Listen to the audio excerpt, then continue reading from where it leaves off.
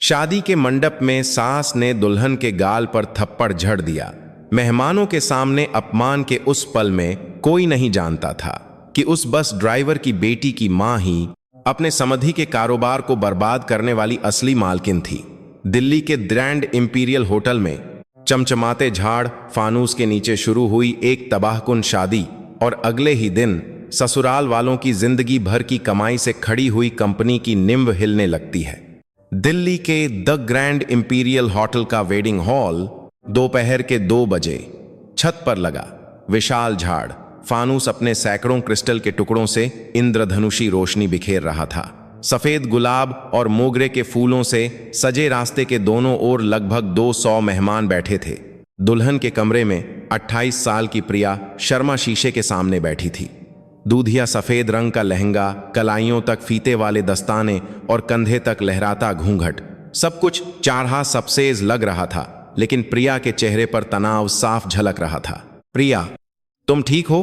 पास खड़ी makeup artist ने धीरे से पूछा। प्रिया ने जबरन मुस्कुराते हुए सिर हिलाया। जी, मैं ठीक हूं। लेकिन शीशे में दिख रही उसकी अपनी आंखें कांप रही थीं। उसकी उंगलियों के सिरे हल्के हल्के कांप रहे थे। फूलों का गुलदस्ता पकड़े उसके हाथों में बार बार जोर पड़ रहा था और ढीला हो रहा था। तभी दरवाजा धीरे से खुला। प्रिया बेटा, उसकी मां आशा शर्मा अंदर आईं। 56 साल की उम्र, छोटे कट्टे हुए बाल और एक सादे बेज रंग की साड़ी। आशा के चेहरे पर झुर्रियां गहरी थीं, लेकिन उनकी आंखों में एक अनोखी चमक थी।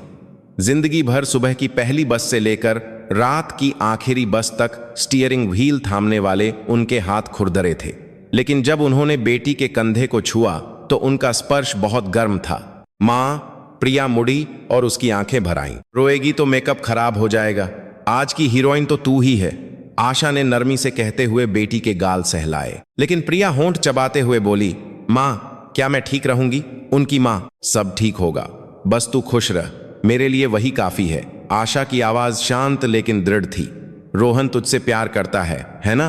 बस वही काफी है। प्रिया ने सिर हिलाया, लेकिन उसके चेहरे पर अब भी बेचैनी थी। सच तो यह था कि यह शादी आसान नहीं थी। दूल्हे रोहन मल्होत्रा के माता पिता, खासकर उसकी मां सविता मल्होत्रा, शुरू से ही इस शादी के खिलाफ थीं, सिर्फ इसलिए क्योंकि प्रिया एक बस ड्राइवर की बेटी थी। आशा ने अपनी पूरी जिंदगी दिल्ली ट्रांसपोर्ट कॉरपोरेशन DTC की बसें चलाई थीं। सुबह 5 बजे की पहली बस से लेकर रात 11 बजे की आखिरी बस तक 30 साल से ज्यादा उन्होंने स्टीयरिंग व्हील संभाला था। प्रिया के पिता का जब वह 5 साल की थी एक सड़क हादसे में निधन हो गया था और आशा ने अकेले ही अपनी बेटी को पाला था। अपनी मां की मेहनत को देखते हुए बड़ी हुई प्रिया किसी से भी ज्यादा मेहनती थी। उसने स्कॉलरशिप पर कॉलेज की पढ़ाई की और ग्रेजुएशन के बाद एक छोटी अकाउंटिंग फर्म में नौकरी कर ली। वहीं उसकी मुलाकात रोहन से हुई। रोहन प्रिया से सच्चा प्यार करता था। माता पिता के विरोध के बावजूद उसने प्रिया से ही शादी करने की जिद की। लेकिन असली समस्या सविता थी। मेरा बेटा ऐसे घर में शादी करेगा, हमारी इज्जत का क्या होगा? उन्होंने कई बार विरोध किया और दोनों परिवारों की पहली मुलाकात लड़ाई झगड़े में खत्म हुई। सविता ने आशा को देखते हुए नाक भौं सिकोड़ी थी और खुलेआम उनका अपमान किया था। फिर भी रोहन ने हार नहीं मानी। प्रिया, हम कोर्ट मैरिज कर लेते हैं प्लीज। शादी का फंक्शन बाद में कर लेंगे, लेकिन एक बार हम कानूनी तौर पर पति पत्नी बन गए तो मां भी कुछ नहीं कर पाएंगी। आखिरकार 3 महीने पहले दोनों ने चुपचाप कोर्ट मैरिज कर ली थी, अपने माता पिता को बिना बताए। और आज सविता ने बेमन से शादी के लिए हाँ तो कर दी थी, लेकिन उनके चेहरे पर नाराजगी साफ दिख रही थी। वेडिंग हॉल में दूल्हे की तरफ सविता गहरे बैंगनी रंग की भारी सिल्क की साड़ी पहने बैठी थी। साड़ी की चमक शानदार थी, लेकिन उनका चेहरा उतना ही ठंडा था। 60 साल की उम्र में भी उन्होंने खुद को बहुत मेंटेन किया हुआ था। उनके हाथ में एक महंगा ब्रांडेड पर्स था और गले में मोतियों का हार। उनके बगल में उनके पति रमेश मल्होत्रा एक गंभीर चेहरे के साथ बैठे थे। 62 साल के, एक जानी मानी food company Malhotra foods and beverages MFB साकमे के मालिक। ग्रे रंग के सूट और सोने के फ्रेम वाला चश्मा पहने वह बाहर से तो शांत दिख रहे थे, लेकिन उनकी आंखों में ठंडक थी। सुनिए जी, जरा दुल्हन की तरफ के मेहमान तो देखिए, सविता ने धीमी आवाज में कहा। दुल्हन की तरफ मुश्किल से 30-40 लोग बैठे थे। ज्यादातर सादे कपड़ों में अधेड़ उम्र की औरतें और कुछ नौजवान सहकर्मी। वे आशा के बस डिपो के साथी और प्रिया के ऑफिस के दोस्त थे। मेहमानों की गिनती में भी इतना फर्क है। शर्म आ रही है मुझे, सविता ने मुंह बनाया। चुप रहो, लोग सुन लेंगे, रमेश ने धीरे से टोका, लेकिन सविता अब भी नाखुश थी। तभी सविता के पास बैठी एक रिश्तेदार ने झुककर फुसफुसाया, सविता जी, आपने सुना? इन दोनों ने तो पहले ही कोर्ट मैरिज कर ली है। क्या? सविता की आंखें फैल गईं। हाँ, मेरी भतीजी नगर निगम में काम करती है। 3 महीने पहले ही रजिस्ट्रेशन हो चुका है। आज का फंक्शन तो बस दिखावा है। रिश्तेदार की बात सुनकर सविता का चेहरा पत्थर हो गया। आपने अभी क्या कहा? ओह, आपको नहीं पता था? मुझे लगा आपको जरूर पता होगा। रिश्तेदार ने घबराकर मुंह बंद कर लिया। सविता ने धीरे धीरे अपने पर्स से मोबाइल निकाला। उनकी उंगलियां कांप रही थीं जब उन्होंने स्क्रीन को छुआ। उन्होंने सरकारी वेबसाइट पर लॉग इन किया। परिवार के विवरण वाले सेक्शन में गईं। रोहन की जानकारी डालकर उन्होंने मैरिज सर्टिफिकेट को सर्च किया। स्क्रीन पर दस्तावेज उभर आया। विवाह प्रमाण पत्र, पंजीकरण तिथि 15 जून 2025, पति पत्नी प्रिया शर्मा। सविता के होंठ कांपने लगे। ये क्या है? पास बैठे रमेश ने माजरा समझकर स्क्रीन पर देखा। उनका चेहरा भी पल भर में सख्त हो गया। सविता, शांत हो जाओ, यहां तमाशा मत करो। शांत हो जाऊं? मेरा बेटा मेरी इजाजत के बिना शादी कर चुका है। सविता की आवाज कांप रही थी। कुछ मेहमानों ने उनकी तरफ मुड़कर देखा। हॉल में कानाफूसी शुरू हो गई। उसी पल शादी का संगीत बज उठा। दुल्हन आ रही हैं। प्रिया आशा का हाथ थामे धीरे धीरे स्टेज की ओर बढ़ रही थी। उसके सफेद लहंगे पर रोशनी पड़ रही थी और वह चमक रही थी। मेहमान अपनी जगह से उठकर तालियां बजाने लगे, लेकिन सविता अपनी जगह से नहीं उठी। वह बस अपने मोबाइल की स्क्रीन को घूर रही थीं और होंठ चबा रही थीं। उनकी आंखों में धोखा और गुस्सा भर चुका था। स्टेज के पास पहुंचकर प्रिया अपनी मां के गले लगी। आशा ने अपनी बेटी का हाथ रोहन के हाथ में दिया। ख्याल रखना इसका। जी माँ जी, बहुत खुश रखूंगा। रोहन ने मुस्कुराते हुए प्रिया का हाथ थामा। दोनों स्टेज पर चढ़े। पंडित जी ने माइक पकड़ा। अब वर वधू एक दूसरे को वरमाला पहनाएंगे। उसी पल खट्ट की आवाज के साथ सविता ने अपना मोबाइल पर्स में फेंका और अपनी जगह से खड़ी हो गई। सारे मेहमान उन्हें देखने लगे। रमेश ने जल्दी से उनका हाथ पकड़ने की कोशिश की, लेकिन सविता ने हाथ झटक दिया और स्टेज की ओर चल पड़ी। सविता, तुम क्या कर रही हो? रमेश की आवाज भी उन्हें रोक नहीं पाई। सविता का चेहरा पीला पड़ चुका था और उनकी आंखें तेज थीं। स्टेज पर खड़े रोहन और प्रिया ने घबराकर उन्हें देखा। मां, पंडित जी अजीब तरह से मुस्कुराते हुए चुप हो गए। क्षमा करें, बस 1 मिनट। सविता स्टेज की सीढ़ियां चढ़ीं।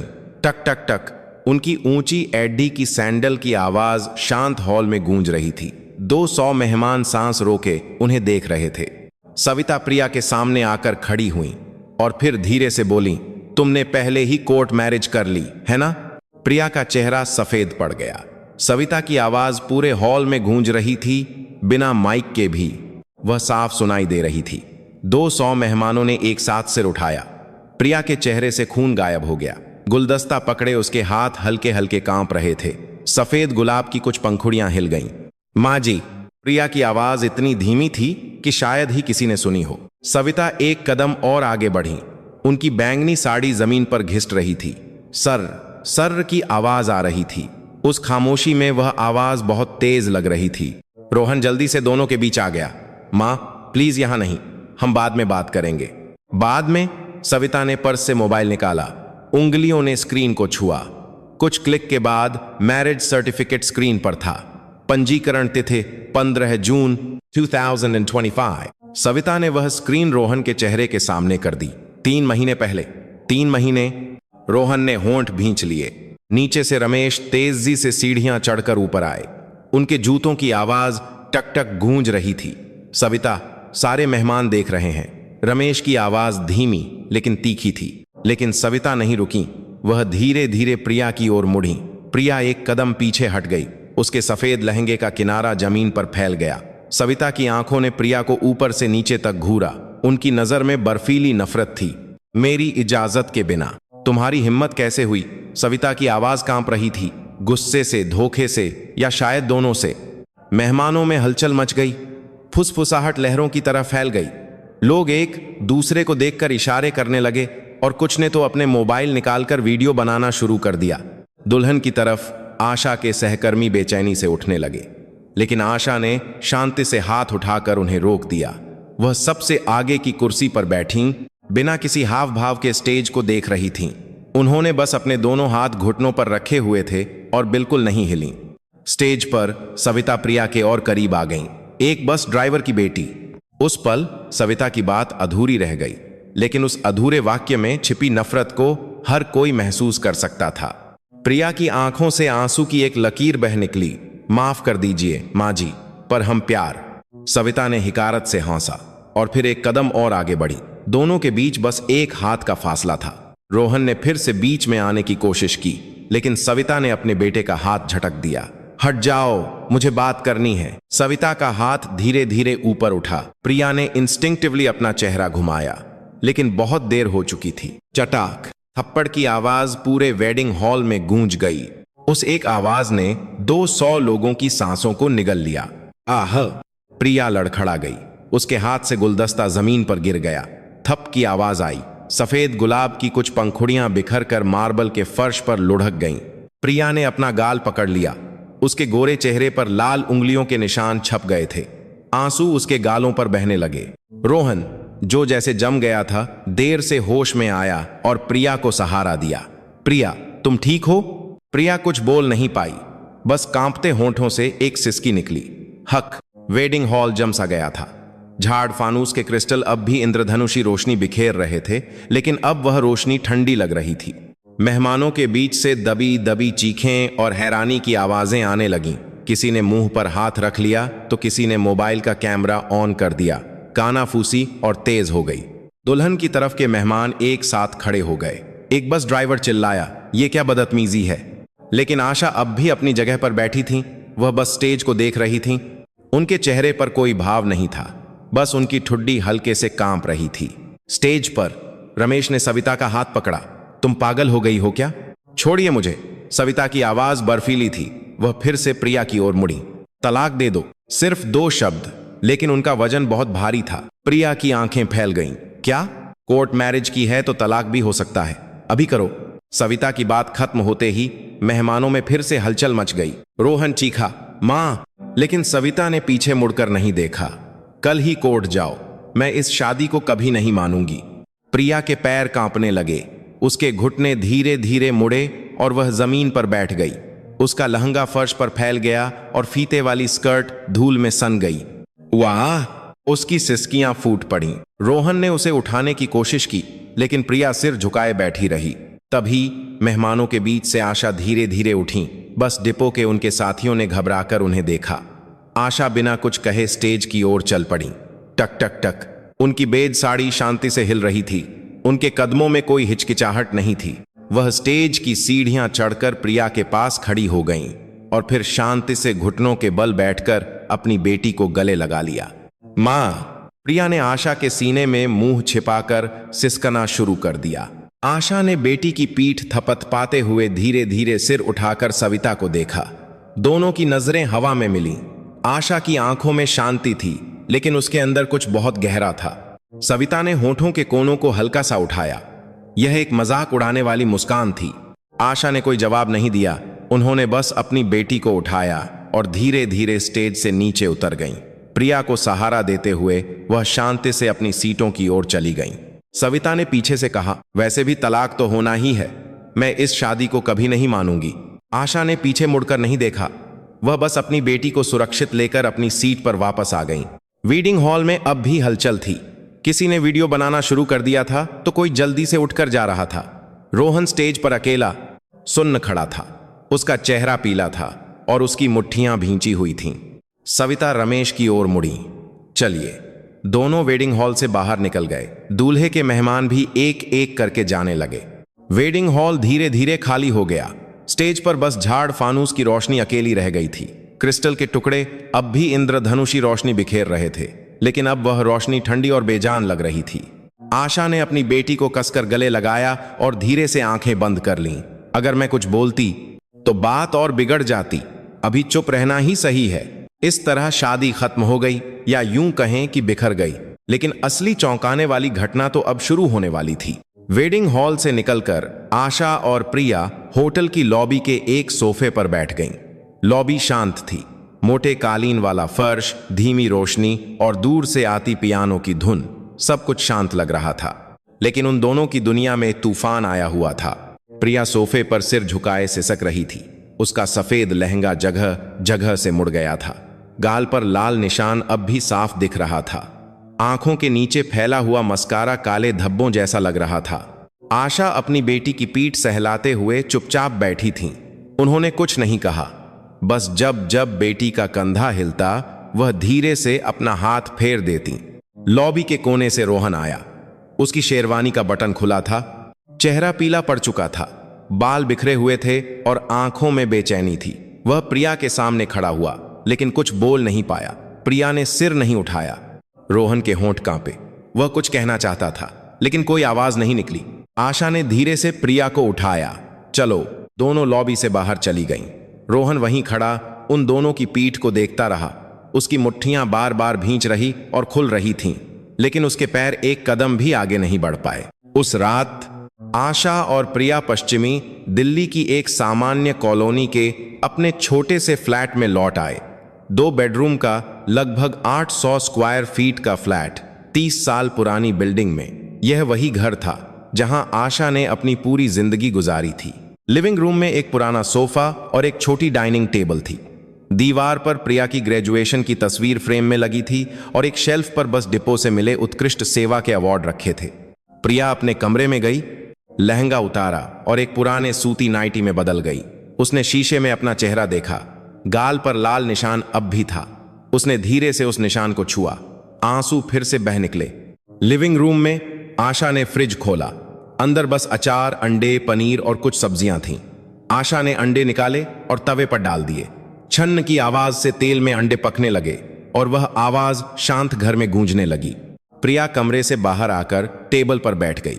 आशा ने रोटी, अंडा भुर्जी, अचार और दाल परोसी, लेकिन प्रिया ने एक निवाला भी नहीं उठाया। वह बस अपनी थाली को घूर रही थी। आशा सामने बैठकर शांति से खाना खाने लगी। दोनों के बीच लंबी खामोशी थी। बस दीवार घड़ी की टिक टिक की आवाज आ रही थी। काफी देर बाद प्रिया धीरे से बोली, माँ, अम्मा, मुझे अब क्या करना चाहिए? आशा ने रोटी का टुकड़ा नीचे रखा और बेटी को देखा। यह फैसला तुझे करना है, तलाक, वो भी तुझे ही तय करना है। प्रिया की आंखों से आंसू फिर से बह निकले। आशा ने प्रिया का हाथ पकड़ लिया। हाथ खुरदरा था, लेकिन गर्म था। मैं तेरे साथ हूं, तू जो भी फैसला करेगी। प्रिया ने सिर हिलाया। दोनों कुछ देर तक चुपचाप एक दूसरे का हाथ थामे बैठी रहीं। उसी समय ग्रेटर कैलाश में रोहन के घर पर लिविंग रूम में भारी खामोशी थी। सविता सोफे पर हाथ बांधे बैठी रोहन को घूर रही थी। रमेश सामने वाले सोफे पर बैठे बस लंबी सांसें ले रहे थे। सविता ने मुंह खोला, कल तलाक के कागजात तैयार करो। रोहन ने सिर हिलाया, नहीं कर सकता। कर नहीं सकते या करना नहीं चाहते? रोहन ने कोई जवाब नहीं दिया। सविता की आवाज और तीखी हो गई, उस घर से हमारा कोई रिश्ता नहीं हो सकता। हमारा स्टेटस मैच नहीं करता। जवाब क्यों नहीं देते? रोहन अब भी चुप था। सविता खड़ी हो गई। ठीक है, अगर तलाक नहीं दोगे तो इस घर से निकल जाओ। रमेश ने बगल से आह भरी, सविता, इतना भी? आप चुप रहिए। सविता ने अपने पति को घूरा। रमेश ने आगे कुछ नहीं कहा। रोहन मुट्ठियां भींचे सिर झुकाए खड़ा था। अगली सुबह आशा 5 बजे उठी। बस डिपो जाने का समय था। उन्होंने शांति से मुंह धोया और अपनी यूनिफॉर्म पहनी, नीली शर्ट, काली पैंट और कंपनी का आईडी कार्ड। प्रिया अब भी सो रही थी।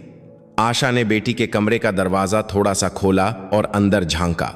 प्रिया कंबल ओढ़े सिकुड़ी हुई थी। उसका तकिया आंसुओं से गीला था। आशा ने धीरे से दरवाजा बंद किया और बाहर निकल गई। जूते पहनते हुए उन्होंने एक गहरी सांस ली और घर से निकल गईं। आशा बस में चढ़कर ड्राइवर सीट पर बैठी। पुरानी सीट, बड़ा सा स्टीयरिंग व्हील, जानी पहचानी गंध। खिड़की के बाहर सुबह हो रही थी।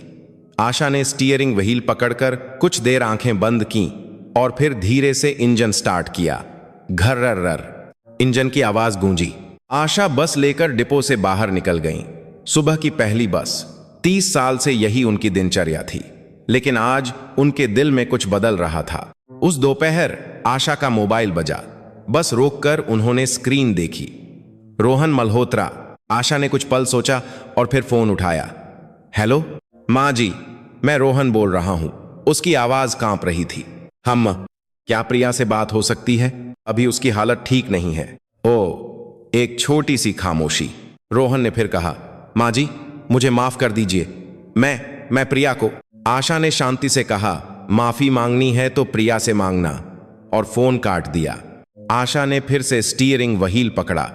खिड़की के बाहर गुरुग्राम के ऊंची ऊंची बिल्डिंग्स का स्काईलाइन दिख रहा था। उनमें से एक बिल्डिंग 40 मंजिला ऑफिस टावर।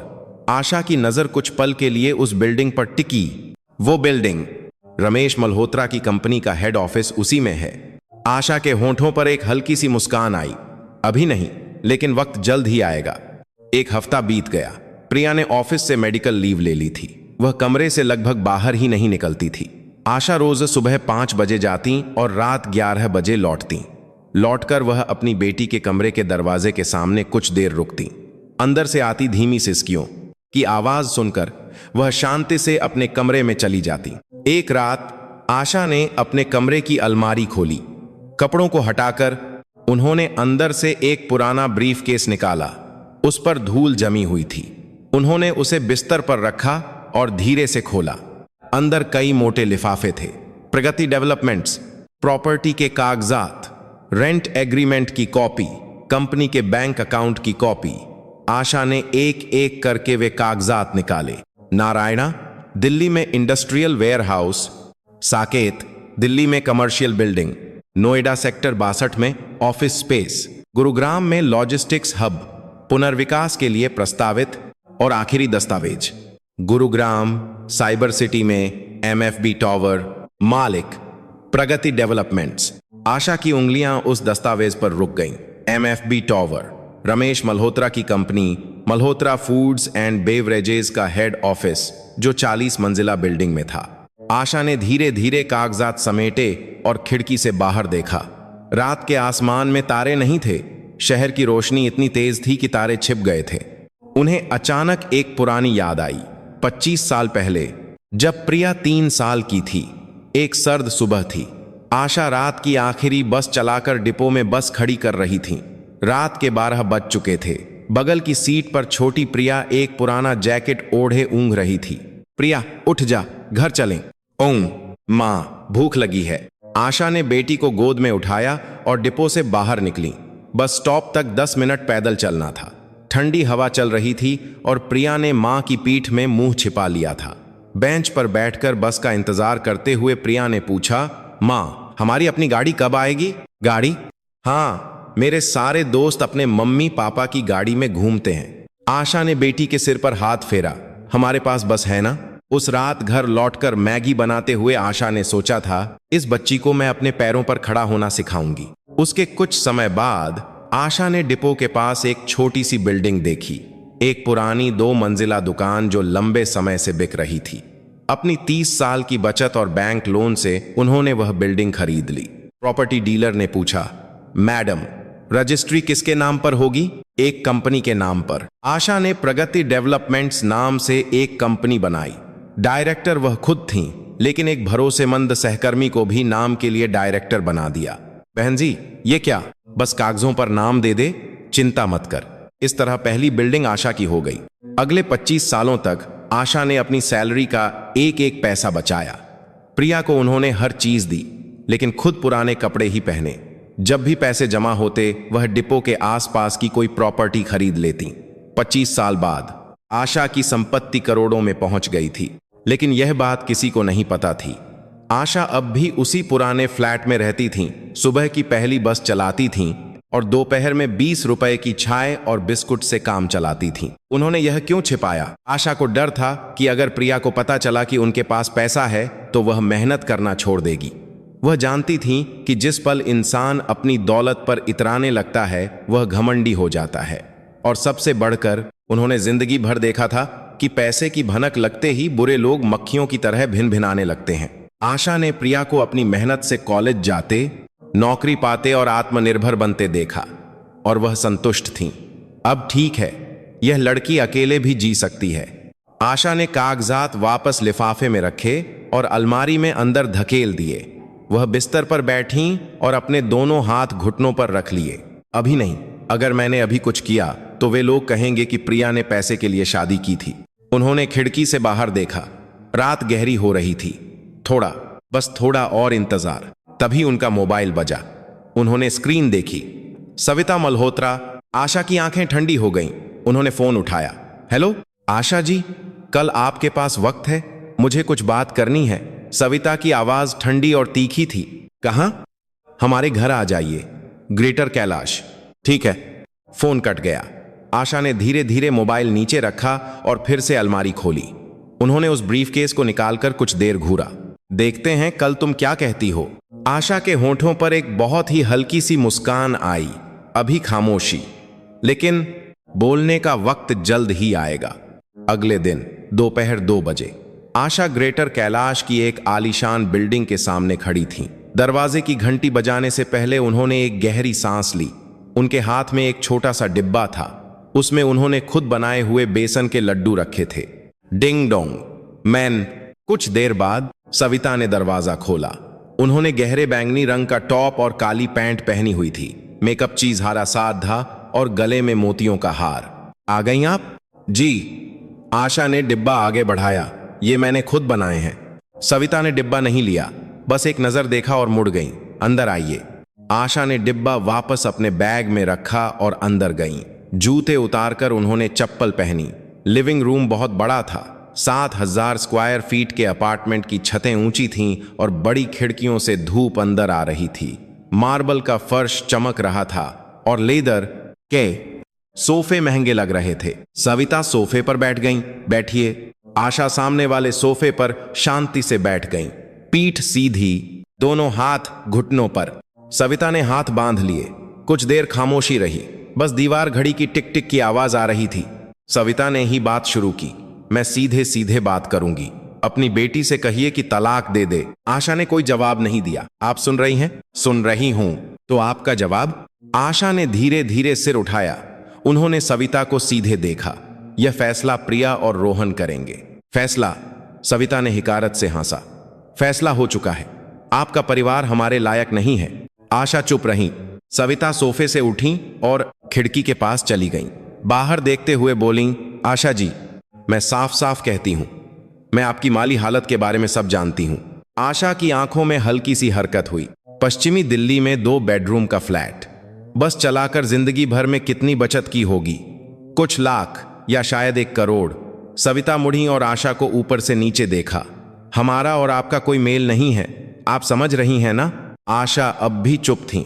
बस उनके हाथ घुटनों पर हल्के से भींच रहे और खुल रहे थे। सविता वापस सोफे पर आकर बैठ गईं। तलाक के बदले मैं आपको पैसे दूंगी, 50 लाख। आशा की आंखें बर्फीली हो गईं।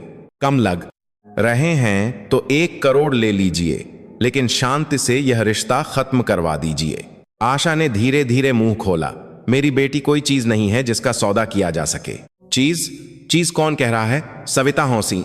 बस 2 लोग साथ नहीं रह सकते तो अलग हो रहे हैं, शांति से। आशा ने कोई जवाब नहीं दिया। सविता ने एक आह भरी। आशा जी, आप भी जानती हैं, शादी 2 परिवारों के बीच होती है, सिर्फ प्यार से घर नहीं चलता। आशा शांति से उठी। अगर आपकी बात खत्म हो गई हो तो मैं चलती हूं। बैठिए, अभी बात खत्म नहीं हुई है। आशा खड़ी रही। सविता का चेहरा सख्त हो गया। मैंने कहा बैठिए, बस कीजिए। आशा की आवाज धीमी लेकिन दृढ़ थी। सविता खड़ी हो गई। क्या बस करूं? आप जानती हैं आप किससे बात कर रही हैं। तमीज से बात कीजिए। तमीज?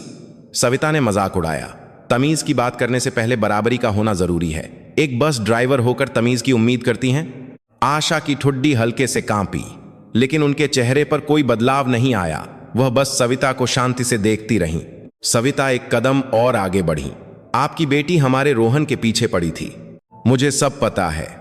एक अमीर लड़का फंसाने के लिए। ऐसा नहीं है तो क्या है? प्यार? सविता ने सिर हिलाया। मजाक मत कीजिए। जिंदगी भर बस चलाने वाली की बेटी हमारे रोहन से सच्चा प्यार कर ही नहीं सकती। आशा ने आगे कोई बहस नहीं की। उन्होंने बस अपना बैग उठाया और दरवाजे की ओर चल पड़ी। सविता ने पीछे से चिल्लाया, भागिए मत, तलाक तो मैं करवा कर रहूंगी। आशा ने पीछे मुड़कर नहीं देखा। जूते पहनकर दरवाजा खोला। बाहर निकलकर उन्होंने दरवाजा बंद कर दिया। लिफ्ट का इंतजार करते हुए आशा ने अपने बैग से मोबाइल निकाला। कॉन्टैक्ट लिस्ट में नीचे जाते हुए वह एक नाम पर रुकी, विक्रम सिंह, चार्टर्ड अकाउंटेंट। आशा ने फोन मिलाया, 2 रिंग गईं। हेलो आशा जी, एक अधेड़ उम्र के आदमी की आवाज आई, शांत और भरोसेमंद। विक्रम जी, अगले हफ्ते वाला कॉन्ट्रैक्ट फाइनल कर दीजिए। ओ, वो वाला।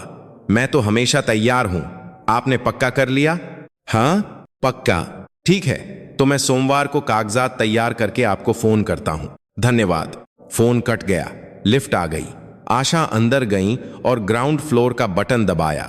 दरवाजा बंद होते हुए उन्होंने शीशे में अपना चेहरा देखा। चेहरा अब भी शांत था, लेकिन आंखों में कुछ बहुत ठोस था। उस शाम आशा घर लौटी। प्रिया लिविंग रूम के सोफे पर बैठी टीवी देख रही थी। स्क्रीन पर कोई सीरियल चल रहा था, लेकिन प्रिया की आंखों में ऐसा लग रहा था जैसे उसे कुछ दिख ही नहीं रहा। प्रिया, खाना खा ले। हम। प्रिया धीरे धीरे उठी और टेबल पर आई। आशा ने फ्रिज से सब्जी निकाली और खाना लगाया। दाल, चावल, रोटी और भिंडी की सब्जी। दोनों आमने सामने बैठकर खाना खाने लगीं। कुछ देर तक सिर्फ चम्मच की आवाज आती रही। प्रिया ने धीरे से पूछा, मां, आज आप कहीं गई थीं? हाँ, एक काम था। उनके घर? आशा ने कोई जवाब नहीं दिया। प्रिया ने चम्मच नीचे रख दिया। उन्होंने आपसे क्या कहा? कुछ नहीं। झूठ। प्रिया की आंखों में आंसू आ गए। मेरी वजह से आपको भी बेइज्जत होना पड़ रहा है। सब मेरी गलती है। आशा ने प्रिया का हाथ पकड़ा। तेरी कोई गलती नहीं है। नहीं मां, सब मेरी वजह से हुआ है। प्रिया। आशा की आवाज थोड़ी दृढ़ हुई। सिर उठा। प्रिया ने धीरे धीरे सिर उठाया। आशा ने बेटी की आंखों में सीधे देखा।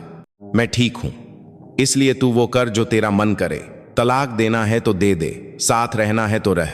मैं तेरे हर फैसले में तेरे साथ हूं। प्रिया ने आंसू पोंछे। दोनों कुछ देर तक हाथ थामे बैठी रहीं। उस रात आशा ने अपने कमरे में जाकर दराज खोली। उसमें कंपनी के कागजात के साथ एक छोटी डायरी थी। उन्होंने डायरी खोली। उसमें आशा के हाथ से लिखे हुए नोट्स थे। MFB टॉवर लीज एग्रीमेंट खत्म होने की तारीख 15 अक्टूबर 2025। MFB का मुख्य bank ICICI bank, Connaught Place branch. Logistics partner Surya logistics. Contract renewal. Asha ने उन नोट्स को धीरे धीरे पढ़ा और आखिरी पन्ने पर एक नया नोट लिखा। Akash logistics, Vikram Singh, contract final. Pen रखकर उन्होंने खिड़की से बाहर देखा। गुरुग्राम के बिल्डिंग्स की रोशनी चमक रही थी। आशा के होंठों पर एक हल्की सी मुस्कान आई। जल्द ही पता चल जाएगा तुम्हें। 1 महीना बीत गया। प्रिया रोहन से मिली, लेकिन कुछ भी हल नहीं हुआ। रोहन बस यही कहता रहा कि थोड़ा वक्त दो, और प्रिया को अब उसकी बातों पर यकीन नहीं हो रहा था। घर लौटकर प्रिया ने दरवाजा बंद कर लिया और कंबल में घुस गई। आशा लिविंग रूम में बैठी अपनी बेटी के कमरे को देख रही थी। दरवाजे के नीचे से धीमी सिसकियों की आवाज आ रही थी।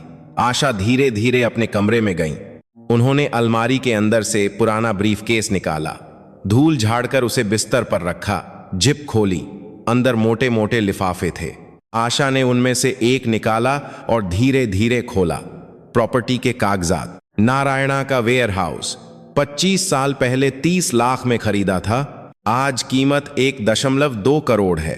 साकेत की बिल्डिंग 50 लाख में खरीदी थी। आज कीमत 2 करोड़ है। नोएडा का ऑफिस, गुरुग्राम का हब। आशा की उंगलियां आखिरी दस्तावेज पर रुकीं। गुरुग्राम साइबर सिटी का 40 मंजिला MFB टॉवर। 20 साल पहले 20 करोड़ में खरीदा गया वह टॉवर आज 350 करोड़ से ज्यादा का था। उस बिल्डिंग में कई कंपनियों के ऑफिस थे, लेकिन सबसे ज्यादा जगह एक ही कंपनी ने ले रखी थी, Malhotra foods and beverages MFB। Ramesh Malhotra की कंपनी का हेड ऑफिस। आशा ने धीरे धीरे कागजात समेटे, उन्हें वापस ब्रीफकेस में रखकर अलमारी में अंदर धकेल दिया। वह बिस्तर पर बैठकर खिड़की से बाहर देखने लगी। अभी नहीं। गुरुग्राम MFB टॉवर 38वीं मंजिल। MFB का finance department. Ajay Mehra, finance director, computer screen को देखते हुए एक गहरी सांस ले रहे थे। ऑफिस की लीज 2 महीने में खत्म हो रही थी। रिन्यूअल के लिए बात शुरू करने का वक्त था। अजय ने बिल्डिंग के मालिक की जानकारी देखने के लिए माउस क्लिक किया। स्क्रीन पर कंपनी का नाम आया, प्रगति डेवलपमेंट्स। उसके नीचे डायरेक्टर का नाम था, आशा शर्मा। अजय का हाथ रुक गया। आशा शर्मा, यह नाम सुना सुना सा लग रहा था। अजय ने दराज खोलकर पिछले महीने हुए फंक्शंस की लिस्ट निकाली। रोहन सर की शादी का डेटा, वहां दुल्हन की मां का नाम लिखा था, आशा शर्मा। अजय ने लिस्ट और स्क्रीन को बारी बारी से देखा। एक ही नाम। नहीं, ऐसा नहीं हो सकता। उनके हाथ कांपने लगे। अजय ने गूगल पर कंपनी का नाम सर्च किया। कंपनी की जानकारी सामने आई। 25 साल पुरानी कंपनी, जिसके पास दिल्ली एनसीआर में कई प्रॉपर्टीज थीं, नारायणा, साकेत, नोएडा, गुरुग्राम। अजय का चेहरा सफेद पड़ गया। इस बिल्डिंग की मालकिन रोहन सर की सास हैं। वह जल्दी से अपनी सीट से उठे, लगभग भागते हुए चेयरमैन के ऑफिस की ओर गए। दरवाजा खटखटाया। मिस्टर मल्होत्रा, अंदर आ जाओ। अजय ने दरवाजा खोला। रमेश अपनी मेज पर बैठे कुछ फाइलें देख रहे थे। क्या बात है? अजय ने सांस काबू में करते हुए कहा। सर, क्या आप जानते हैं कि इस बिल्डिंग का मालिक कौन है? मालिक? कॉन्ट्रैक्ट में लिखा होगा। क्या आपने चेक किया था सर? नहीं। क्यों, क्या हुआ? अजय ने एक टैबलेट मेज पर रखा। स्क्रीन पर कंपनी की जानकारी थी। डायरेक्टर के नाम के नीचे लाल लाइन खींची हुई थी, आशा शर्मा। रमेश ने स्क्रीन पर देखा। कुछ सेकंड की खामोशी। यह क्या है? रोहन सर की सास, वही बस ड्राइवर, जैसा कि हम जानते थे। रमेश का हाथ स्क्रीन पर जम गया। पक्का? जी सर, रजिस्ट्री के कागजात चेक कर लिए हैं। 25 साल से इस कंपनी की डायरेक्टर हैं। रमेश कुर्सी पर पीछे टिक गए। उन्होंने हाथ से अपना माथा पकड़ा। तो यह बिल्डिंग हमारा हेड ऑफिस, इसकी मालकिन आशा शर्मा है। रमेश के चेहरे से खून गायब हो गया। उनके होंठ कांपने लगे। कॉन्ट्रैक्ट कब खत्म हो रहा है? 2 महीने बाद सर, 15 अक्टूबर को। रमेश कुछ बोल नहीं पाए। वह बस खिड़की से बाहर शून्य में देखते रहे। अजय ने धीरे से पूछा, क्या मैडम को बता दें? नहीं। रमेश की आवाज धीमी थी। अभी किसी को कुछ मत बताना। अजय सिर हिलाकर बाहर चले गए। ऑफिस में अकेले रमेश ने कोहनियां मेज पर टिकाई और दोनों हाथों से चेहरा ढक लिया। उनके माथे पर ठंडा पसीना आ गया था। एक बस ड्राइवर जिसके पास कुछ नहीं है। रमेश ने धीरे धीरे सिर उठाकर खिड़की से बाहर देखा। गुरुग्राम का स्काईलाइन फैला हुआ था, जिसमें वह बिल्डिंग भी थी जिसमें वह बैठे थे। यह बिल्डिंग उस औरत की थी। उस रात 11 बजे आशा बस को डिपो में खड़ा करके ड्राइवर सीट पर बैठी थी। उनका मोबाइल बजा। स्क्रीन पर एक अनजान नंबर था। आशा ने फोन उठाया। हेलो, क्या आप आशा शर्मा जी बोल रही हैं? एक अनजान आदमी की आवाज थी, घबराई हुई और कांपती हुई। कौन? मैं मल्होत्रा फूड से फाइनेंस डायरेक्टर अजय मेहरा बोल रहा हूं। आशा की आंखें ठंडी हो गईं। फोन के उस पार से आदमी की सांसों की आवाज आ रही थी। आशा ने कुछ नहीं कहा, बस धीरे धीरे स्टीयरिंग व्हील को भींचा और छोड़ा। मुझे लीज कॉन्ट्रैक्ट के बारे में बात करनी थी। आशा के होंठों पर एक हल्की सी मुस्कान आई। तो अब पता चल गया। 2 दिन बाद शाम को एमएफबी के चेयरमैन ऑफिस में रमेश और अजय मेहरा आमने सामने बैठे थे। रमेश खिड़की से बाहर देखते हुए आह भर रहे थे। यह बात किसी को पता नहीं चलनी चाहिए, खासकर उसे तो बिल्कुल नहीं। अजय सिर हिलाकर ऑफिस से बाहर चले गए। रमेश अकेले अपनी मेज पर बैठ गए। उन्होंने हाथ से माथा पकड़ा। ठंडा पसीना आ रहा था। कॉन्ट्रैक्ट 2 महीने में खत्म हो रहा था। अगर रिन्यू नहीं हुआ तो हेड ऑफिस बदलना पड़ेगा। सिर्फ उसी में करोड़ों का खर्च आएगा। लेकिन अगर सविता को बताया तो और बड़ा तूफान आ जाएगा। रमेश ने मोबाइल निकालकर सविता को मैसेज किया, आज देर हो जाएगी, तुम सो जाना। उस रात 11 बजे सविता लिविंग रूम के सोफे पर बैठी टीवी देख रही थीं। दरवाजा खुलने की आवाज आई। रमेश अंदर आए। चेहरा थका हुआ था, टाई ढीली थी। सविता ने टीवी बंद करके अपने पति को देखा। मैं कल आशा के पास जाकर तलाक के कागजात लेकर आऊंगी। रमेश का चेहरा सख्त हो गया। रहने दो। सविता ने आंखें सिकोड़ी। क्यों? आप अजीब बर्ताव कर रहे हैं, क्यों रोक रहे हैं मुझे? रमेश ने कोई जवाब नहीं दिया। वह बस अपने कमरे में चले गए। सविता उनकी पीठ को देखती रही। कुछ तो गड़बड़ थी, लेकिन उन्होंने सोचा कोई बात नहीं, जरूरी तो तलाक के कागजात हैं। अगले दिन दोपहर सविता पश्चिमी दिल्ली की उस पुरानी बिल्डिंग के सामने खड़ी थी। 30 साल पुरानी बिल्डिंग, टूटी फूटी दीवारें, तंग सीढ़ियां।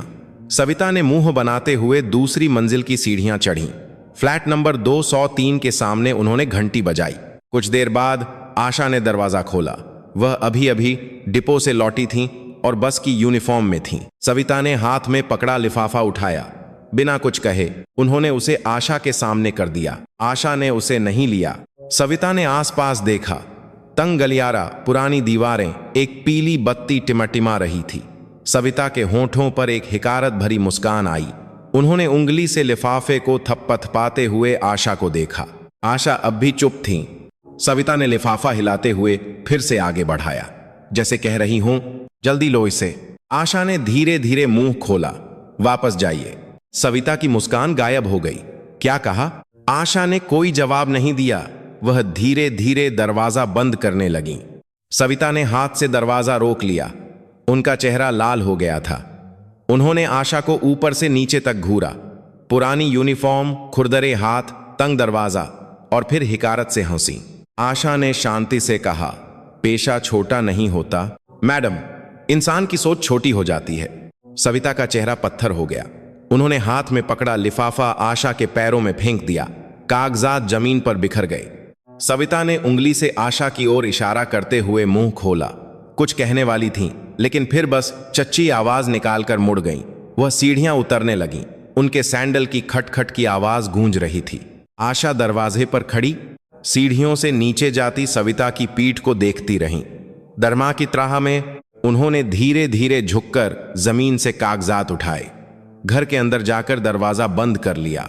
आशा ने लिविंग रूम की टेबल पर कागजात रखे और मोबाइल उठाया। एक नंबर मिलाकर फोन किया। 1 2 रिंग गई। हेलो अजय जी, 15 अक्टूबर से हम लीज रिन्यू नहीं कर रहे हैं। कल सुबह आपको ऑफिशियल नोटिस मिल जाएगा। फोन के उस पार से घबराई हुई आवाज आई। वह कुछ पूछ रहा था, लेकिन आशा ने जवाब नहीं दिया। यह फाइनल है। फोन कट गया। आशा ने खिड़की से बाहर देखा। सूरज डूब रहा था। आसमान लाल हो गया था। आशा के होंठों पर एक बहुत ही हल्की सी मुस्कान आई। उस रात अजय मेहरा ऑफिस में अकेले बैठे थे। मेज पर रखा फोन बजा। स्क्रीन पर आशा शर्मा नाम चमक रहा था। अजय ने कांपते हाथों से फोन उठाया। बात खत्म होने के बाद अजय ने धीरे धीरे फोन नीचे रखा। उनका चेहरा पीला पड़ चुका था। उन्होंने जल्दी से रमेश मल्होत्रा को फोन किया। सर, बहुत बड़ी गड़बड़ हो गई है। आशा शर्मा ने लीज रिन्यू करने से मना कर दिया है। फोन के उस पार खामोशी थी। बस रमेश की एक भारी आह सुनाई दी। कल सुबह बात करते हैं। फोन कट गया। अजय ने फोन मेज पर रखा और खिड़की से बाहर देखा। गुरुग्राम की बिल्डिंग्स की रोशनी चमक रही थी। उनमें एमएफबी टावर भी था। अजय के हाथ कांप रहे थे। सविता घर लौटकर सोफे पर बैठ गईं। रमेश स्टडी रूम में घुस गए और दरवाजा बंद कर लिया। सविता ने मोबाइल निकालकर एक रिश्तेदार को मैसेज किया, कल तक सब ठीक हो जाएगा। आखिर उस लड़की से छुटकारा मिल ही जाएगा। सविता एक संतुष्ट मुस्कान के साथ मोबाइल नीचे रखकर टीवी देखने लगीं। स्क्रीन पर कोई रो रहा था, लेकिन सविता को कोई फर्क नहीं पड़ा। वह बस हाथ बांधे स्क्रीन को देखती रहीं, इस बात से अनजान कि कल सब कुछ बदलने वाला था। अगली सुबह 8 बजे रमेश डाइनिंग टेबल पर बैठे कॉफी पी रहे थे। उनके हाथ हल्के हल्के कांप रहे थे। जब भी वह कप उठाते, छलक की आवाज होती। सविता किचन से आईं और सामने बैठ गईं। मेकअप किया हुआ चेहरा, और वह खुश दिख रही थीं। मैं कल आशा से मिलकर आई, अब जल्द ही सब निपट जाएगा। रमेश ने कप नीचे रखा। सविता जी, रमेश ने कुछ पल हिचकिचाते हुए कहा, यह बिल्डिंग हमारे ऑफिस वाली, जानती हो इसकी मालकिन कौन है? सविता ने हैरान होकर देखा। मालकिन? उससे क्या? रमेश काफी देर तक कुछ नहीं बोल पाए, बस उनके होंठ हिले। सविता ने चिढ़कर कहा, आखिर बात क्या है? आशा शर्मा। सविता जम गईं। क्या बकवास है? रमेश ने कोई जवाब नहीं दिया। वह बस सविता को देखते रहे। सविता ने हिकारत से हंसा। क्या मजाक है? एक बस ड्राइवर बिल्डिंग की मालकिन कैसे हो सकती है? रमेश ने मोबाइल निकालकर स्क्रीन सविता को दिखाई। उस पर कंपनी के रजिस्ट्रेशन के कागजात थे। प्रगति डेवलपमेंट्स, डायरेक्टर आशा शर्मा, स्वामित्व वाली संपत्ति, MFB tower, cyber city, Gurugram. Savita screen को घूरती रहीं। उनका चेहरा धीरे धीरे सख्त होता गया। यह क्या है जो दिख रहा है? सविता ने मोबाइल छीन लिया। उन्होंने स्क्रीन को जूम करके देखा। डायरेक्टर का नाम, बिल्डिंग का पता, खरीदने की तारीख, सब कुछ साफ था। सविता के हाथ कांपने लगे। यह जरूर नकली है, किसी ने मजाक किया होगा। रमेश ने सिर हिलाया। अजय ने खुद चेक किया है, ओरिजिनल रजिस्ट्री के कागजात तक। सविता के चेहरे से खून गायब हो गया।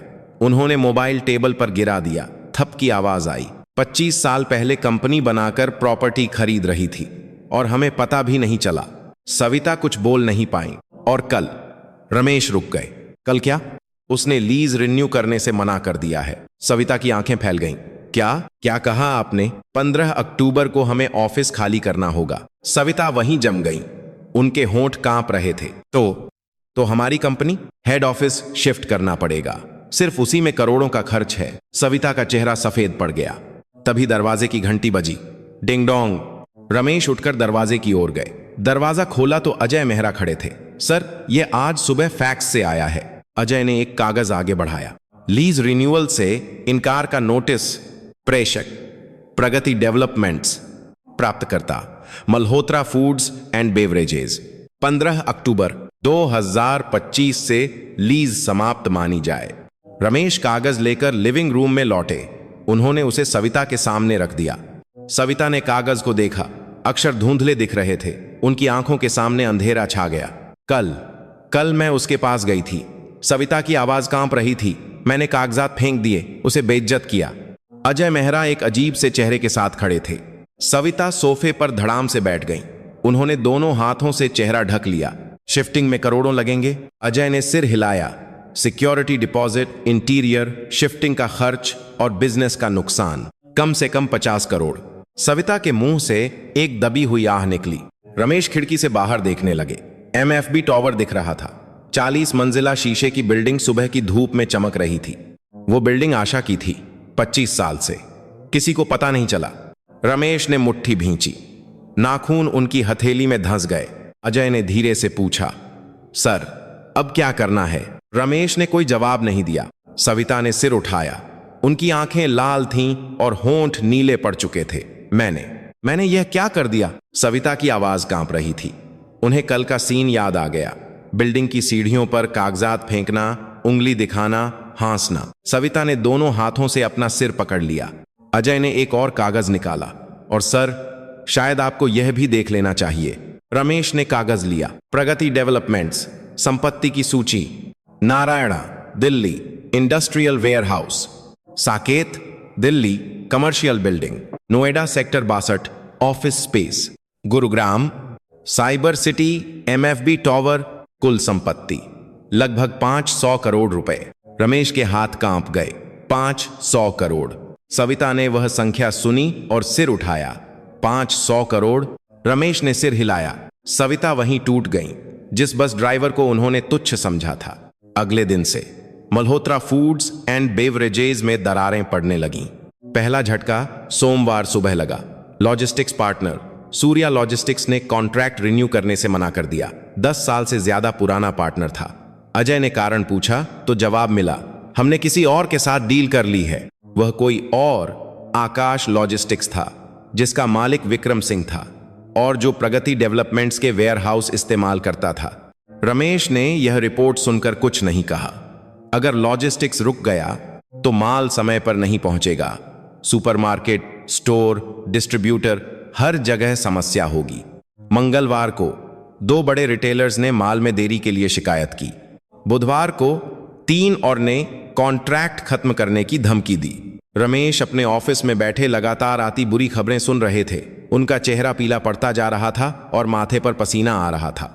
गुरुवार दोपहर ICICI बैंक के कॉरपोरेट लोन डिपार्टमेंट का मैनेजर कंपनी में आया। मीटिंग रूम में उसने शांति से कहा, हमें आपके हेड ऑफिस शिफ्टिंग प्लान के बारे में पता चला है। हमें आपकी संपत्ति का फिर से मूल्यांकन करना होगा। 1 हफ्ते में जवाब दीजिए। रमेश बस सिर हिला सके। बैंक से 300 करोड़ का लोन था, जिसमें से 200 करोड़ हेड ऑफिस की बिल्डिंग पर था। 2 महीने में वह बिल्डिंग खाली करनी थी। अगर संपत्ति की कीमत हिली तो बैंक लोन वापस मांगना शुरू कर देगा। मैनेजर के जाने के बाद रमेश मीटिंग रूम में अकेले रह गए। खिड़की से MFB टॉवर दिख रहा था। 15 साल से रमेश ने मेज पर माथा टेक दिया। उसी समय सविता घर के सोफे पर बैठी मोबाइल पकड़े हुए थीं। स्क्रीन पर आशा का नंबर था। सविता ने कॉल बटन दबाया। 1, 2, 3 रिंग गईं। ऑटोमेटेड वॉइस आई। फिर से मिलाया, फिर वही। सविता ने 10 बार फोन किया। हर बार कोई जवाब नहीं। उन्होंने मोबाइल सोफे पर फेंक दिया। उनके हाथ कांप रहे थे। क्या मैं उसके घर जाऊं? उन्होंने सोचा, लेकिन पैर नहीं उठे। कुछ दिन पहले उस बिल्डिंग की सीढ़ियों पर कागजात फेंकने और बेइज्जत करने वाला अपना चेहरा याद आ गया। सविता सोफे पर सिकुड़ गई। उस शाम रोहन प्रिया के घर के सामने खड़ा था। वह दूसरी मंजिल पर गया और 203 नंबर की घंटी बजाई। आशा ने दरवाजा खोला। रोहन ने सिर झुका लिया। वह चुपचाप खड़ा रहा। आशा ने रोहन को शांति से देखा। प्रिया तुमसे मिलना नहीं चाहती। आशा की आवाज धीमी लेकिन दृढ़ थी। रोहन ने और सिर झुका लिया। कुछ देर वहीं खड़ा रहकर वह धीरे धीरे मुड़ गया। सीढ़ियां उतरते हुए रोहन के कंधे झुके हुए थे। शुक्रवार दोपहर रमेश के मोबाइल पर एक मैसेज आया। ICICI बैंक लोन एग्रीमेंट की शर्तों की समीक्षा, सोमवार तक जवाब दें, अन्यथा लोन की समय से पहले वसूली की प्रक्रिया शुरू की जा सकती है। रमेश ने मैसेज पढ़कर मोबाइल मेज पर रख दिया। अजय मेहरा ऑफिस में आए। उनके हाथ में एक फाइल थी। हेड ऑफिस शिफ्टिंग के खर्च का नया अनुमान, security deposit, interior shifting, business का नुकसान कम से कम 60 करोड़, लॉजिस्टिक्स की समस्या से होने वाले नुकसान को मिलाकर 80 करोड़ से ज्यादा। रमेश ने फाइल नहीं देखी। वह बस खिड़की से बाहर देखते रहे। अजय ने धीरे से कहा, सर, क्या आपको एक बार आशा शर्मा से खुद मिलना चाहिए? रमेश काफी देर तक कुछ नहीं बोले। सूरज डूब रहा था। लाल रोशनी शीशे पर पड़ रही थी। रमेश ने धीरे धीरे सिर हिलाया। उस रात रमेश घर लौटे। लिविंग रूम में सविता सोफे पर बैठी थी। बिना मेकअप वाला चेहरा, बिखरे हुए बाल। रमेश सोफे पर बैठे। सविता ने सिर उठाया। बैंक का क्या हुआ? सोमवार तक जवाब मांगा है। सविता का चेहरा सफेद पड़ गया। तो अब क्या होगा? रमेश ने कोई जवाब नहीं दिया। वह बस छत को देखते रहे। सविता ने कांपती आवाज में कहा, मैंने आशा को फोन किया था, वह नहीं उठा रही। क्या मैं मिलने जाऊं? रमेश ने आंखें बंद कर लीं। काफी देर बाद धीरे से बोले, मैं जाऊंगा। सविता ने सिर झुका लिया। दोनों कुछ देर तक चुपचाप बैठे रहे। लिविंग रूम में बस घड़ी की टिक टिक की आवाज आ रही थी। रात गहरी हो रही थी। रमेश ने मुट्ठी भींची। नाखून हथेली में धंस गए। क्या घुटनों के बल गिरकर माफी मांगनी पड़ेगी? शनिवार सुबह रमेश अकेले पश्चिमी दिल्ली की उस बिल्डिंग में पहुंचे। सीढ़ियां चढ़कर 203 नंबर के सामने खड़े हुए। घंटी बजाने से पहले वह काफी देर तक हिचकिचाते रहे। उनकी उंगली बटन पर कांप रही थी। आखिरकार उन्होंने घंटी बजाई। Ding dong. कुछ देर बाद आशा ने दरवाजा खोला। रमेश ने गहरा सिर झुका लिया। वह काफी देर तक वैसे ही खड़े रहे। आशा ने कुछ नहीं कहा। वह बस रमेश को शांति से देखती रहीं। उन्होंने दरवाजा खोल दिया। रमेश तंग दरवाजे से अंदर आए।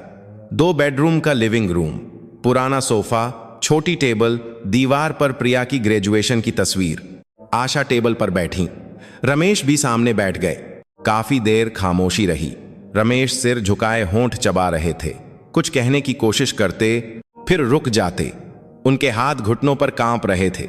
आशा अब भी चुप थीं। रमेश के माथे पर पसीने की बूंदें आ गईं। आशा ने धीरे धीरे मुंह खोला, मेरी बेटी से सीधे माफी मांगिए। रमेश ने सिर उठाया। आशा ने टेबल पर एक कागज रखा और पेन से लिखा, कल दोपहर 2 बजे अपनी पत्नी के साथ। रमेश ने कागज उठाया। उनके हाथ कांप रहे थे। उन्होंने सिर हिलाया और उठ गए। अगले दिन रविवार दोपहर 2 बजे रमेश और सविता उस बिल्डिंग के सामने खड़े थे। सविता का चेहरा पीला था। मेकअप के बावजूद चेहरा बेजान लग रहा था और होंठ नीले थे। दूसरी मंजिल की सीढ़ियां चढ़कर उन्होंने 203 नंबर की घंटी बजाई। आशा ने दरवाजा खोला। दोनों सिर झुकाकर अंदर आए। लिविंग रूम के सोफे पर प्रिया बैठी थी। उसने सिर नहीं उठाया, बस घुटनों पर रखे अपने हाथों को भींच लिया। सविता और रमेश प्रिया के सामने खड़े हुए। आशा ने अपना मोबाइल निकालकर रिकॉर्डिंग बटन दबाया। रमेश ने कमर से गहरा झुका। सविता भी बगल में झुक गईं। रमेश के होंठ कांपे। वह बिना कुछ कहे सिर झुकाए बहुत देर तक खड़े रहे। सविता बगल में होंठ चबा रही थी। उनके कंधे हल्के हल्के कांप रहे थे। काफी देर खामोशी रही।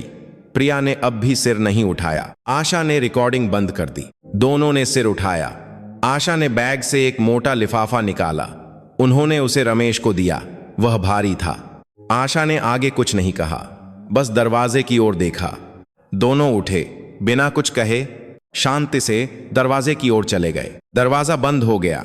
लिविंग रूम में बस आशा और प्रिया रह गईं। प्रिया ने सिर उठाया, उसकी आंखें लाल थीं। आशा ने बेटी के कंधे थपथपाए।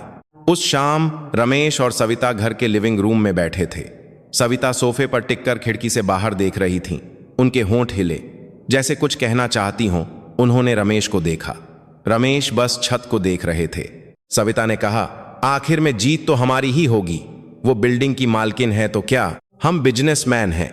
रमेश ने कोई जवाब नहीं दिया। सविता की आवाज कांपने लगी, है ना जी? रमेश अब भी चुप थे। सविता के होंठों पर एक हल्की मुस्कान आई, जैसे खुद को तसल्ली दे रही हों। उन्होंने हाथ से घुटने थप्पत पाते हुए एक गहरी सांस ली। सविता सोफे पर टिककर धीरे से बड़बड़ाई, एक बस ड्राइवर, थोड़ा पैसा आ गया तो। उसी पल दरवाजा खुलने की आवाज आई। दोनों ने मुड़कर देखा। रोहन खड़ा था। वह न जाने कब अंदर आया और लिविंग रूम के दरवाजे पर खड़ा दोनों को देख रहा था। सविता का चेहरा पत्थर हो गया। उन्होंने मुंह खोला और बंद कर लिया। रोहन ने कोई जवाब नहीं दिया। वह बस सविता को घूर रहा था। सविता ने घबराकर उठने की कोशिश की। रोहन ने धीरे धीरे कहा, मैंने सब सुन लिया। सविता के होंठ कांपने लगे। क्या सुन लिया? अभी जो आपने कहा। रोहन की आवाज धीमी लेकिन दृढ़ थी। आपकी माफी सच्ची नहीं थी। सविता कुछ बोल नहीं पाई। रोहन की आंखें ठंडी हो चुकी थीं। उनमें पहले जैसी हिचकिचाहट नहीं थी। रमेश अपनी जगह से उठे। वह रोहन की ओर एक कदम बढ़े, लेकिन रोहन वहीं खड़ा रहा। रोहन ने धीरे धीरे सिर हिलाया। वह मुड़ा और दरवाजे की ओर चल दिया। सविता पीछे भागी। उन्होंने हाथ बढ़ाया, लेकिन रोहन की पीठ तक नहीं पहुंच पाई। रोहन ने जूते पहने। सविता ने हाथ उठाकर रोहन का हाथ पकड़ने की कोशिश की। रोहन ने दरवाजे का हैंडल पकड़ा। दरवाजा खोलने से पहले वह पीछे मुड़ा। उसने सविता और रमेश को बारी बारी से देखा। अब मुझे ही कुछ करना होगा। दरवाजा बंद हो गया। सविता दरवाजे पर अकेली खड़ी थीं। उनका हाथ हवा में रुका हुआ था। रमेश लिविंग रूम के सोफे पर बैठ गए। उन्होंने दोनों हाथों से चेहरा ढक लिया। उसी समय रोहन रात की सड़क पर चल रहा था। ठंडी हवा चल रही थी। रोहन ने मोबाइल निकालकर प्रिया को मैसेज किया, कल मिलते हैं, मुझे कुछ जरूरी बात करनी है। सेंड बटन दबा दिया। कोई जवाब नहीं आया। रोहन ने मोबाइल जेब में रखा और आसमान की ओर देखा। तारे नहीं थे, लेकिन रोहन की आंखों में अब पहले वाली बात नहीं थी। वह अब डगमगा नहीं रहा था। रमेश स्टडी रूम में बैठे आशा के दिए हुए लिफाफे को देख रहे थे। एक भारी लिफाफा। रमेश ने उसे मेज पर रखा। उंगलियों से लिफाफे का कोना सहलाने लगे। खिड़की से बाहर देखा। रात गहरी हो रही थी। उनके हाथ कांप रहे थे। कल क्या होने वाला है? सोमवार सुबह 8 बजे रमेश ने स्टडी रूम में आशा का दिया हुआ लिफाफा खोला। अंदर कई कागज थे। रमेश ने एक एक करके पढ़ना शुरू किया। लॉजिस्टिक्स कॉन्ट्रैक्ट समाप्ति। 3 और कंपनियों ने कॉन्ट्रैक्ट तोड़ दिया था। बैंक का नोटिस, संपत्ति के पुनर्मूल्यांकन का नोटिस, लोन की शर्तों पर फिर से बातचीत, FSI का नोटिस, स्वच्छता निरीक्षण में कमी, माल वापस लेने का आदेश। रमेश के हाथ कांप गए। उन्होंने कागजात मेज पर गिरा दिए। वह कुर्सी पर बैठ गए। सब कुछ पहले ही खत्म हो चुका था। रमेश के मोबाइल पर फोन आने लगे। Ajay Mehra, sales head, bank manager, distributor. Ramesh ने फोन नहीं उठाया। वह बस स्क्रीन को देखते रहे। फोन लगातार बजता रहा। रमेश ने फोन स्विच ऑफ कर दिया। उन्होंने मेज पर माथा टेक दिया। रमेश घर लौटे। लिविंग रूम में सविता सोफे पर सिकुड़ी बैठी थी। टीवी पर न्यूज चल रही थी। जानी मानी food company Malhotra foods and beverages दिवालिया होने की कगार पर। सविता ने सिर उठाया। उनकी आंखें लाल थीं और चेहरा सूजा हुआ था। रमेश सामने वाले सोफे पर बैठ गए। दोनों चुपचाप टीवी स्क्रीन को देखते रहे। लॉजिस्टिक्स की समस्या और माल वापस लेने के आदेश के कारण कंपनी की आर्थिक स्थिति गंभीर। एक्सपर्ट्स के मुताबिक कंपनी का बचना मुश्किल है। सविता ने कांपते हाथ से रमेश का हाथ पकड़ा। रमेश ने सिर हिलाया। अब कुछ नहीं हो सकता था। सविता ने दोनों हाथों से चेहरा ढक लिया। उनकी सिसकियां फूट पड़ी। 30 साल से बनाई हुई हर चीज एक महीने में तबाह हो रही थी। दरवाजा खुला। रोहन अंदर आया। दोनों ने सिर उठाया। रोहन लिविंग रूम में आकर दोनों के सामने खड़ा हो गया। सविता ने उठने की कोशिश की, लेकिन पैरों में जान नहीं थी। वह फिर से बैठ गईं। रोहन ने दोनों को बारी बारी से देखा। कुछ देर खामोशी रही। रोहन ने कहा, आपने मेरी पत्नी का जो अपमान किया, मैं उसे कभी माफ नहीं कर सकता। सविता के होंठ कांपे। रोहन की आवाज धीमी लेकिन दृढ़ थी। सविता ने हाथ बढ़ाया, रोहन का हाथ पकड़ने की कोशिश की। रोहन एक कदम पीछे हट गया और मुड़ गया। सविता चीखी। वह बस हवा में हाथ फैलाए खड़ी रहीं। रोहन ने पीछे मुड़कर नहीं देखा। दरवाजा बंद हो गया। सविता सोफे पर टूट गईं। उनकी सिसकियां फूट पड़ी। रमेश बगल में बैठे बस खिड़की से बाहर देखते रहे। उनकी आंखें लाल हो गई थीं। रोहन रात की सड़क पर चल रहा था। ठंडी हवा चल रही थी। माता पिता के घर से निकलने के बाद वह 2 घंटे तक बस चलता रहा। पैर दुख रहे थे लेकिन वह रुक नहीं सकता था। रोहन एक बेंच पर बैठ गया। आसमान की ओर देखा। अंधेरा छा रहा था। मोबाइल निकाला। प्रिया को भेजा गया। मैसेज अब भी डिलीवर्ड दिखा रहा था। कोई जवाब नहीं था। रोहन मोबाइल पकड़े काफी देर तक बैठा रहा और फिर धीरे धीरे उठा।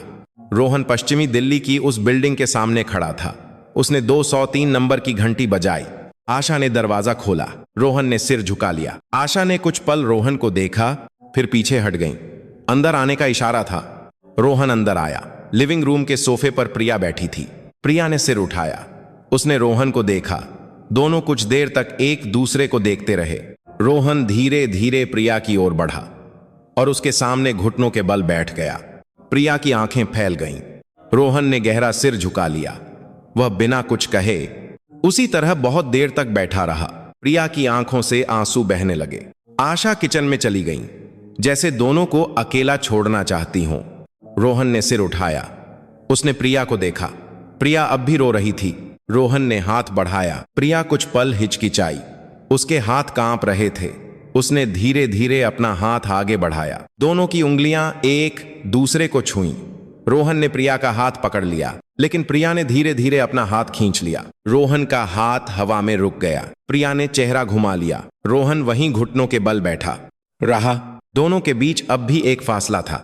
1 महीने बाद सुबह 5:30 बजे आशा बस की ड्राइवर सीट पर बैठी थीं। उन्होंने इंजन स्टार्ट किया। घर्रर जानी पहचानी आवाज गूंजी। वह डिपो से निकलकर पहले स्टॉप की ओर चल पड़ी। सड़क पर अब भी अंधेरा था। बस स्ट्रीट लाइट की रोशनी सड़क को रोशन कर रही थी। आशा स्टीयरिंग व्हील पकड़े खिड़की से बाहर देख रही थीं। 30 साल से वह इस सड़क पर चल रही थीं। सुबह की पहली बस और रात की आखिरी बस, एक ही दिनचर्या। पहले स्टॉप पर पहुंची। एक सवारी चढ़ी। ऑफिस जाने वाला कोई कर्मचारी। आशा ने बस चलाई। बस धीरे धीरे आगे बढ़ी।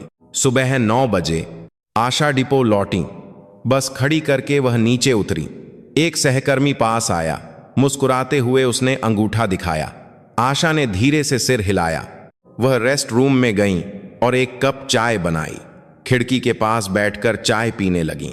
बाहर बसें दिख रही थीं, जाती हुईं, आती हुईं, फिर से जाती हुईं। आशा ने धीरे से मुस्कुराया। मैंने बस अपनी बेटी की हिफाजत की है। उसी समय प्रिया अपने ऑफिस की मेज पर बैठी थी। उसे वापस काम शुरू किए 2 हफ्ते हो गए थे। कंप्यूटर स्क्रीन पर नंबर भरे हुए थे। प्रिया कीबोर्ड पर टाइप करते हुए काम में मगन थी। लंच का समय हुआ। सहकर्मी कैंटीन चले गए, लेकिन प्रिया अपनी सीट पर रही। उसने टिफिन खोला। मां का बनाया हुआ खाना, पालक की सब्जी, अंडा भुर्जी, अचार, रोटी। प्रिया ने एक निवाला खाया। उसकी आंखें नम हो गईं। मोबाइल बजा। स्क्रीन पर रोहन नाम चमक रहा था। प्रिया ने मोबाइल देखा। काफी देर तक हिचकिचाने के बाद उसने फोन नहीं उठाया। स्क्रीन बंद हो गई।